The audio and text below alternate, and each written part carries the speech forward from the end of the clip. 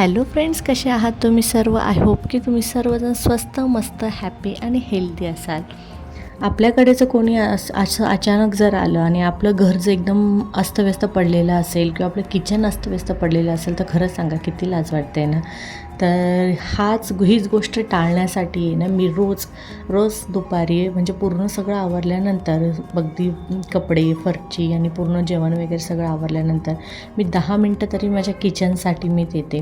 कारण हे 10 मिनटं माझ्यासाठी खूप जास्त म्हणजे असं कोणी जर आलं ना तर जे काही लोकांना प्रसन्न वाटतं आपल्या घरामध्ये आल्यावर ना, तर ते 10 मिनटं म्हणजे माझ्यासाठी खूप जास्त मोठी गोष्ट आहे की एकदा आपण फक्त 10 मिनिट इन्व्हेस्ट केले ना तर त्यानंतर आपलं घर इतकं छान चकाचक आणि सुंदर दिसतं.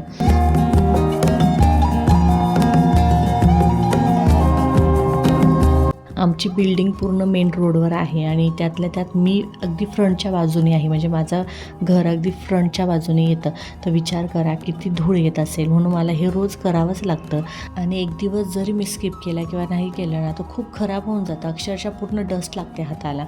आणि प्रत्येक जसं माझा सिंकवरचा जो हा नळ आहे ना तर हा तर पूर्णच रोजच मला डेली स्वच्छ करावा लागतो. आणि हे सगळं स्वच्छ केल्यानंतर जो एक पॉझिटिव्हिटी जो एक फ्रेशनेस वाटतो ना तो अगदी वेगळाच असतो.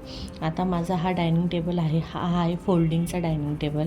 म्हणजे जेव्हा माझं काम झालेलं असतं ह्याच्यावर मी तो स्वच्छ साफ करून खाली करून देते. म्हणजे माझा किचन खूप मोठा प्रशस्त वाटतो. पण माझा किचन आहे ना दिसतो खूप मोठा, पण ॲक्च्युअलमध्ये खूप छोटा आहे तो. आणि जेव्हा मी काही स्वयंपाक वगैरे करते ना तो पूर्ण किचन एकदम म्हणजे मला तरी कमी पडतो. मी एकटी असते ना होऊन जातं, पण जो कोणी माझ्याकडे गेस्ट वगैरे आले तो खूप जास्त कमी पडतो. आणि त्यानंतर हे जे माझं फर्निचर आहे ना तुम्ही बघू शकता की पूर्ण व्हाईटमध्ये आहे आणि लाईट कलरमध्ये आहे. तर ते जास्त खराब होतं माझं रोज, कारण माझ्या घरात लहान मुलं आहेत. माझा तर हात लागतातच नेहमी स्वच्छ करताना किंवा स्वयंपाक वगैरे करताना.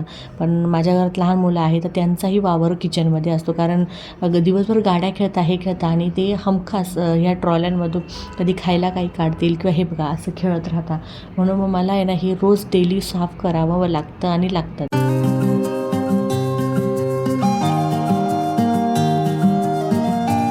जेव्हापासून अथांगचा हात फ्रॅक्चर झाला ना त्याच्यानंतर मग मी विरांशलाही गावाहून बोलून घेतलं आणि असा काही लूक आहे माझ्या किचनचा फायनल लूक. आणि दिवसभर ते संध्याकाळपर्यंत असंच असतं.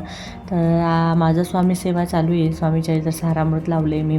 तर अथांगला विरांशला मी दोघांनाही झोपवून दिलं दुपारी आणि त्यानंतर मी निवांत हे करत बसते. आता स्वामी सेवा करताना मला 1.5 तास हमखास लागतो. त्यानंतर ते पोरंही उठता माझी सेवा झाल्यावर. नंतर मी त्या दोघांनाही म्हणजे विरांशला अभ्यास दिला ना तर अथांग स्वतःहून बसतोच ते घेऊन. मग दोघंही मिळून मस्त करतात अभ्यास. आता थोडा अभ्यास थोडी मस्ती ही त्यांचं चालूच असतं. आणि माझं तर असं असतं ना की मुलं काय करतात शांत बसले ना 5 मिनटं तरी माझे 10 चक्कर असतात त्यांच्याकडे. आणि त्यानंतर मग मुलं खाली खेळायला गेली का मग माझं मी स्वयंपाकाला लागून जाते. आता स्वयंपाकात आज मी अगदी साधं सिंपल बेत बनवलं होता, ते म्हणजे शेवग्याच्या शेंगा. कारण यांनी आवर्जून मम्मीला सांगितलं होतं की येताना गावठी शेंगा घेऊन या. तर मम्मी तिकडनं आल्यावर घेऊन आली. म्हटलं चला आज अथांग विरांसाठी मस्त सूपही बनवूया, कारण अथांगला घेऊन हॉस्पिटलला पण जायचं आहे. एकीकडे स्वयंपाक करून घेतला आणि एकीकडे मुलांना सूपही प्यायला दिलं. तर ते दोघं चांगले सूप एन्जॉय करत होते. थोडं मीही त्यांच्यामध्ये बसले आणि मी खूप सिंपल साधं, आता ही जी थिकनेस आहे ना ही फक्त आणि फक्त कांदा टमाटा याचीच आहे. मी याच्या व्यतिरिक्त कुठलंच पीठ किंवा काहीच टाकलेलं नाही यामध्ये. अगदी ऑर्गॅनिक पद्धतीने बनवलं.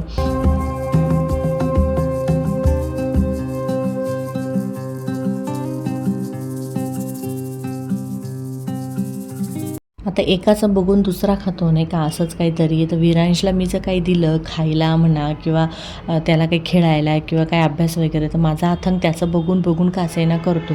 पण जरा नाटकं असतात की खेळायचं आहे ते बघा पूर्ण त्याच्याकडे लक्ष असतं की दादा काय करतोय, दादा कसं करतोय, ते सगळं त्याचं बघून चाललेलं असतं. आता त्या दोघांचं तिकडे होतं म्हणून मी उद्याच्याला दहीही लावून दिलं आणि मी इथे सॅलडही बनवून घेतलं. आता स्वयंपाक माझा ऑलमोस्ट झालाच होता, फक्त चपात्या बाकी होत्या. आणि तितक्यात यांना फोन आला, म्हणजे आमच्याकडे पाहुणे अचानकच आले. आता पाहुणे येणार आणि जेवणाची वेळ म्हणजे जेवायला थांबायलाच पाहिजे. म्हणून मी एकीकडे आमचाही स्वयंपाक ऑलरेडी झालेलाच होता, पण मी पुन्हा पाहुण्यांसाठी वेगळा स्वयंपाक बनवला. आणि म्हटलं हॉस्पिटललाही जायचं आहे तर तितक्या वेळात आहे ना आधी स्वयंपाक वगैरे रेडी करू, म्हणजे कोणी पाहुणे वगैरे जर आले ना तर म्हणजे मग टेन्शन नसणार की नंतर पाहुणे आले ना आपण स्वयंपाक करतो आहे असं.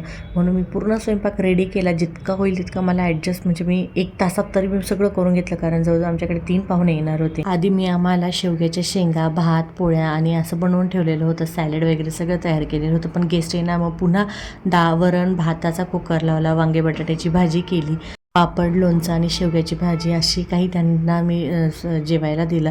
कारण म्हणजे वेळेवर मला काहीच सुचत नव्हते की काय करू. मी यांना म्हटलं की त्यांना फोन करून विचारा की जेवणात काय खाणार तुम्ही, आमटी वगैरे खाणार की वरणच करायचं. मग ते बोलले की वरण भात असं साधं सिंपल जेवण कर, कारण आता अथांग पण आजारी आहे म्हणून तू त्याला बघणार की स्वयंपाक करणार. म्हणून त्यांनी मला जे सांगितलं ते मी पुन्हा मग वरण भात, वांगे बटाट्याची भाजी, भात, पोळ्या, लोणचं, पापड असं सागर संगीत जेवण बनवलं.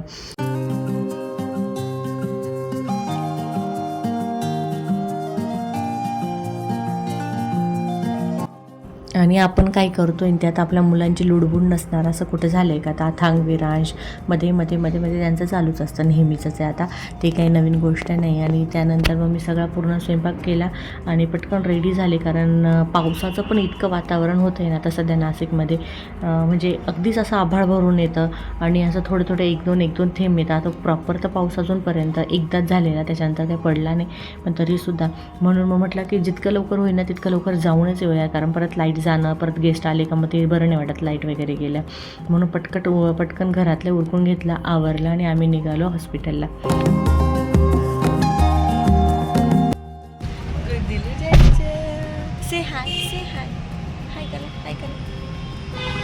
तुझी गाय रे गोठ्यामध्ये फिरत रानो राणी कान तुझी गाय.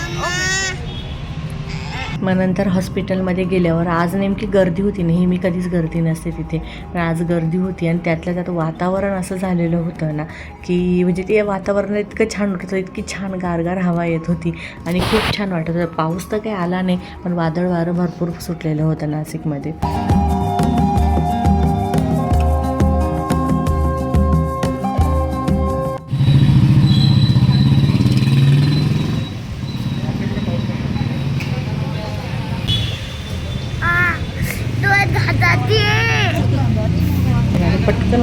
पटकन नंबर लावा.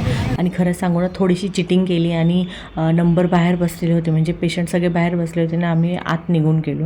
आणि तिथल्या मावशी खूप जास्त कॉपरेटिव्ह होत्या. त्या बोलल्या की लहान बाळ आहे तर चला पटकन या तुम्ही मध्ये 5 मिनटं चेकअप करा. आणि चेकअप वगैरे झाल्यावर नंतर आम्ही घरी निघून आलो. Thank you for watching.